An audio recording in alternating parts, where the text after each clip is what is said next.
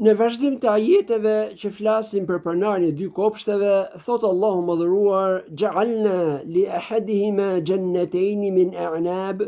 wa hafafnahuma bi nakhl wa ja'alna baynahuma zar'a", që do të thot ne i dham njërit për dy shokëve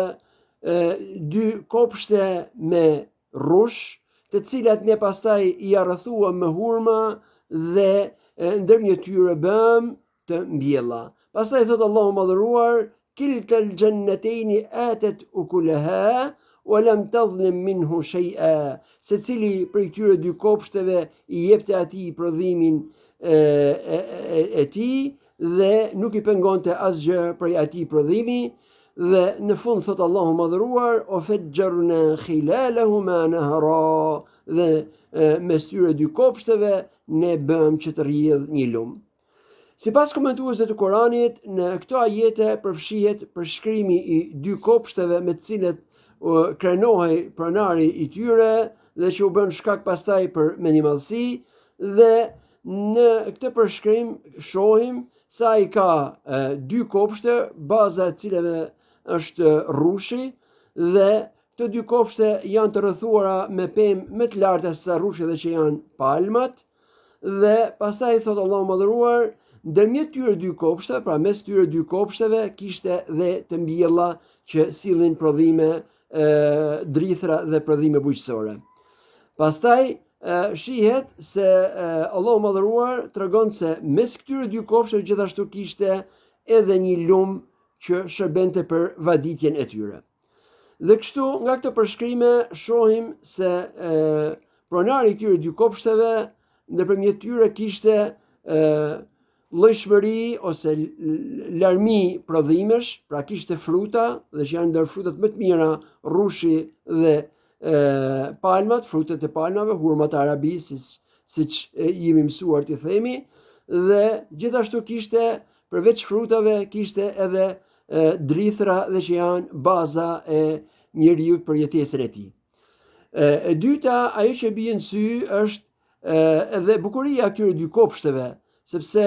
mënyra se si janë sistemuar tregon për shfrytëzim të mirë të tokës dhe gjithashtu për bukurinë që japin ato pas këtij sistemimi. Pra ke në mes rrushin i rrethuar me palma, dhe ndërmjet dy kopshteve janë të mbjellat bujqësore dhe që thamë që nëpërmjet tyre ai siguronte jetesën. Dhe e treta, ajo që bie në sy gjithashtu nga këto përshkrime është se ai përveç këtyre kishte edhe bazën që i siguronte vazhdueshmërinë e prodhimit të këtyre dy kopshteve dhe që ishte lumi që kalonte ndërmjet dy kopshteve dhe që i afronte atij vaditjen dhe prodhim të përhershëm, sepse uji është baza e jetës.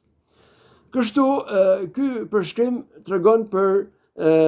se pronari i dy kopshteve ishte një mirësi të plot, pra kishte kopsht me larmi prodhimesh, me sistemim të bukur dhe gjithashtu me mundësi të vazhdueshme për të dhënë prodhimin e tyre. Dhe kjo në secilin prej tyre Allahu Madhëruar bie në sy që thot ne ja bëm. Dhe s'ka dyshim se në këto mirësi është edhe përpjekja e njeriut, por Allahu Madhëruar thot ne ja bëm. Dhe kjo do të thot se çdo mirësi që ka njeriu është prej Zotit të tij. Dhe pavarësisht se hyn të kjo edhe përkushtimi apo përpjekja e njeriut, sepse njeriu pikë së pari është krijesa e Allahut Madhëruar dhe gjitha aftësitë që ai ka janë dhuratë prej tij. E dyta, njeriu në përpjekjen e tij përdor lëndë të parë dhe cila është krijesë prej krijesave të Allahut. Dhe e treta, suksesi i punës së njeriu gjithashtu është në dorën e Allahut dhe në dëshirën e tij,